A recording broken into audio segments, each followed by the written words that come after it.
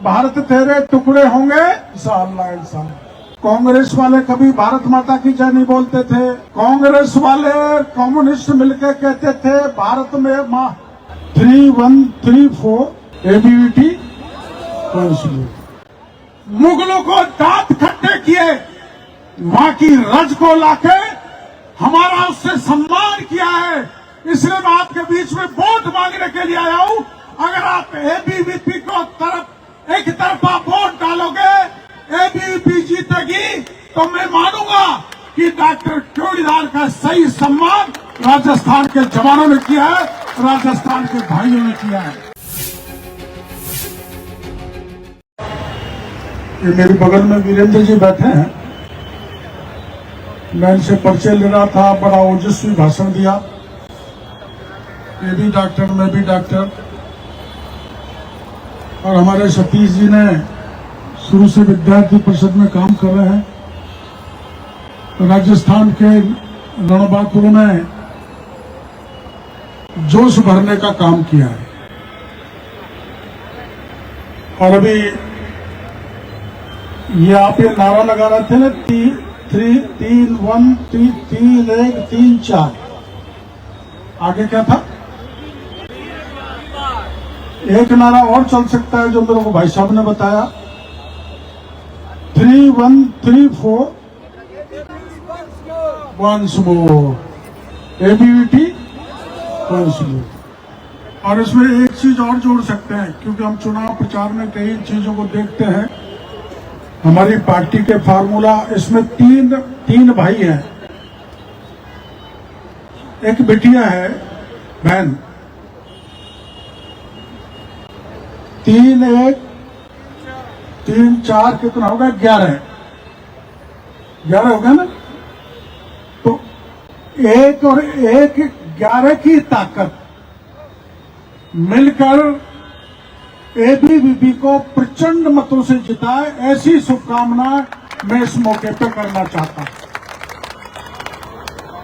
हम राजस्थान में तो कई जगह जाते रहे चुनाव प्रचार के लिए, कभी कभी विद्यार्थी परिषद के प्रचारों में भी जाना पड़ता है, लेकिन मेरा पहली बार दिल्ली यूनिवर्सिटी में एबीवीपी के प्रचार के लिए मौका मिला है।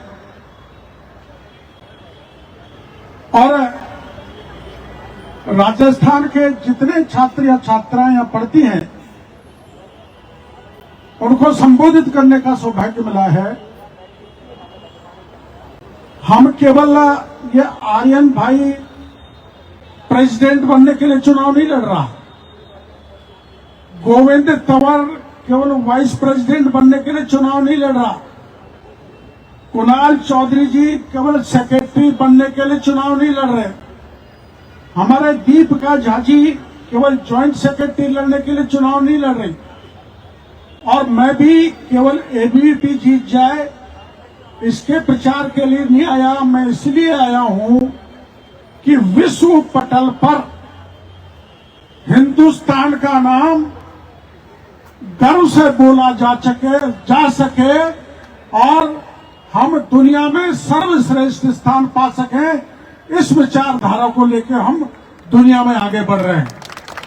और आप सामने वालों का पक्ष जानते हैं, कांग्रेस वाले कभी भारत माता की जय नहीं बोलते थे, या बोलते थे कि कभी? कांग्रेस वाले कम्युनिस्ट मिलकर कहते थे भारत तेरे टुकड़े होंगे इंशाअल्लाह इंशाअल्लाह। और हम कौन है? अभी सतीश जी ने जो उदाहरण बनाया, हम वैसे हैं, आप वैसे हैं। चाहे भारत माता के लिए, चाहे तिरंगे के लिए प्राण न्यौछावर करने पड़े, लेकिन हम प्राण न्यौछावर करने के लिए तैयार हैं। हमारे लिए हमारा देश पहले है, हमारे लिए हमारा देश पहले है। नेशन फर्स्ट, और नेशन फर्स्ट की इस विचारधारा को मजबूत करने के लिए, इन उम्मीदवारों को जिताने के लिए मैं राजस्थान के सभी भाइयों से, रणबांकुरों से, शौर्य वीरों से प्रार्थना करने के लिए आया हूं कि हम जिसको वचन दे देते हैं हम पीछे हटते नहीं है। ये रणभूमि पीछे हटने वाले नहीं है। मर जाएंगे, मार देंगे, लेकिन हम हमारी माता का अपमान कतई सहन नहीं करेंगे। और इसका सबसे बड़ा उदाहरण है मुगलों को परास्त जिस जगह किया, उस रज को स्पर्श करने का मौका पहली बार मेरे को एक सरकारी कार्यक्रम में मिला, एक संगठन के कार्यक्रम मिला। वैसे तो मैं कई बार गया हूं, चूमा उस धरती को, लेकिन आप इससे समझ सकते हैं, आप इससे राजस्थान के भाई समझ सकते हैं, जिस महाराणा प्रताप ने मुगलों को दांत खट्टे किए, वहां की रज को लाके हमारा उससे सम्मान किया है। इसलिए मैं आपके बीच में वोट मांगने के लिए आया हूं। अगर आप एबीवीपी को एक तरफा वोट डालोगे, एबीवीपी जीतेगी, तो मैं मानूंगा कि डॉक्टर चौड़ीदार का सही सम्मान राजस्थान के जवानों ने किया है, राजस्थान के भाइयों ने किया है। और मैं इतना और कह जाता हूं, अपना ये राणा प्रताप राणा सांगा की धरती के आप भाइयों मीरा की भक्ति के रहने वाले हो, तो मीरा की भक्ति का सम्मान करना है। राणा सांगा, राणा प्रताप की शक्ति का सम्मान करना है। और एक सम्मान कौन सा करना है? जिसने चित्तौड़ की रक्षा के लिए अपने बेटे का सिर कटवा दिया। कौन थी वो? कौन थी? पन्ना धाय। उस पन्ना धाय के सम्मान के लिए, राजस्थान के शूरवीरों के लिए, राजस्थान की आन बान के लिए मैं और सतीश जी, हम दोनों किसान के बेटे हैं और आप ज्यादातर किसान के बेटे होंगे। मैं किसान के बेटों से ये कहने के लिए आया हूं कि डीयू का चुनाव कोई साधारण चुनाव नहीं होता। डीयू का चुनाव, सतीश जी तो कह रहे थे ट्रंप भी देखेगा, ट्रंप को दिखाने की आवश्यकता नहीं है। ट्रंप को तो मोदी जी ने दिखा दिया कि इस दुनिया का सबसे बड़ा ताकतवर नेता कौन है। ट्रंप को तो झुका दिया। जो ट्रंप हम पर टैरिफ लगाना चाहता है, उसको लेके मोदी ने दुनिया का ऑर्डर बदल दिया। चीन, भारत एक साथ खड़े होकर बता दिया कि चाहे कितना ही टैरिफ लगाओ, भारत पर कितना ही वजन डालो, भारत किसी के सामने झुकने वाला नहीं है। अगर राणा प्रताप झुका होता तो मोदी झुक सकता है। इसलिए कोई यहाँ पर झुकने वाला है, कोई फर्क नहीं पड़ेगा। हम फौलादी शरीर वाले हैं। हमारे प्रधानमंत्री 56 इंच की छाती लेके चलते हैं और दुनिया में जो विश्व पटल पर भारत का नाम किया है, उनका दिल सबसे ज्यादा खुश होगा जिस दिन एबीवीपी हमारे यहाँ प्रचंड बहुमत से सब लोगों को जिता के भेजेगी। उनको सबसे बड़ी खुशी होगी। और सबसे बड़ी खुशी हमारे संगठनकर्ताओं को होगी, जिन्होंने मेरे जैसे 72 साल के व्यक्ति को बुलाया। मैं सोच रहा था भाई, मेरी उम्र 72 साल हो गई, जवानों में मैं क्या बोलूंगा, कौन मेरी मानेगा। लेकिन मैं जानता हूं इस देश का महात्मा गांधी अपने हाथ में उघाड़े तन से लाठी लेके